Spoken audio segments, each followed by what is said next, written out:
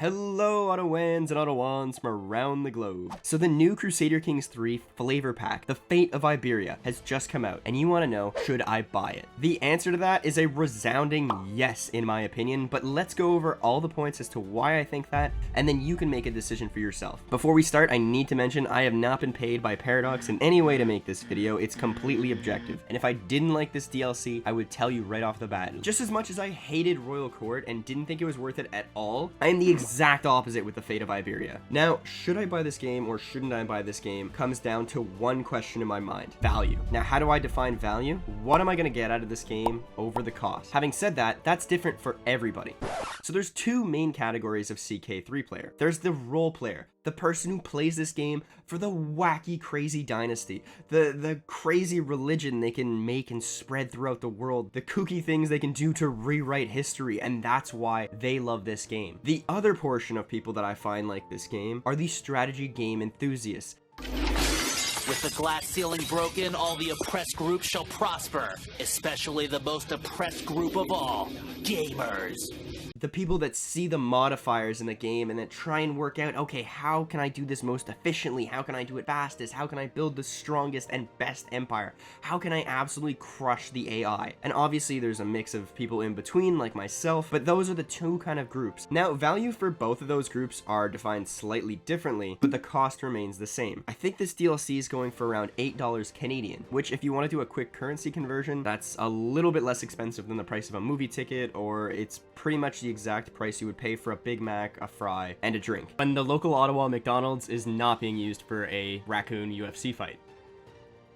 So now we have to compare, okay, am I getting as much value out of this game as I would for something else that costs $8? All right, now let's start by talking about the role players, and we'll get to the gamers later. Well, if you look at Iberia, you can see it's split up into 3 religions. There's 2 Christian faiths, a new one that they introduced to the game, as well as the Ashari Muslims down here. And there are other sects of Muslims within this Al-Andalus Empire, but just leave it at that for now. Right away, I see role players having at least 2 to 3 brand new campaigns just based on these religious struggles alone. You could play and take it over as the Christians, you could play and take it over as the Muslims, you can play as a hybrid, you can play as a completely different religion and try and take Iberia for them. Now, if you figure each campaign to do that probably takes you anywhere in the area between 4 and 6 hours, 3 new campaigns could take you, what, roughly 16 hours? Let's just put a number on it. Now, at 16 hours, that's costing you 50 cents an hour. Huge value in my opinion. We haven't even talked about some of the crazy other role-playing mechanics that are so worth it.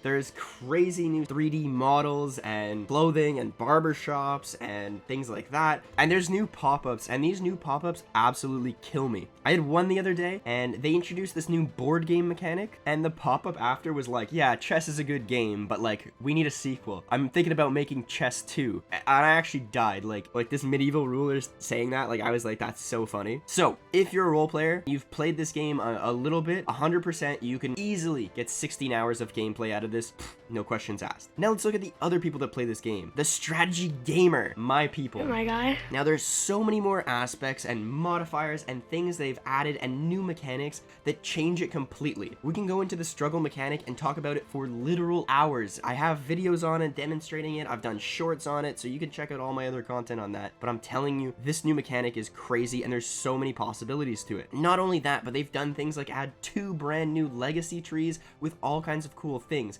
They made building tall absolutely broken, and they made disinheriting people sick. I'm like so excited to abuse these, it's not even funny. Subsequently, they did things like allowing you to buy truces. They've done things like allow you to join wars for profit, essentially making you a little mercenary boy. Like, it's so sick. I have had this game for like 2 weeks, and I've put 32 hours in, not even trying, not even paying attention. Like, it was so easy just trying to explore all these new mechanics, and it really gave the game a fresh new life in my opinion. All that to say, from a value point of view, if you already play Crusader Kings, every now and then you dabble, you pick it up for a few hours here and there, you can easily get 16 hours of gameplay, and at 50 cents an hour, that is such value. And I can compare it to when they released the Northern Lords DLC, and you started playing as a Viking, and you're like, oh my god, I gotta do a campaign where I take the Isle of Man and become an absolute beast. So you do one campaign like that, and then you finish that campaign, and you're like, oh my god, I gotta play as Jarl Hasting, do a Varanian adventure and take over the Pope and play one like that. There are so many different possibilities with Iberia. You know, Royal Court was okay. I'm not impressed by your performance.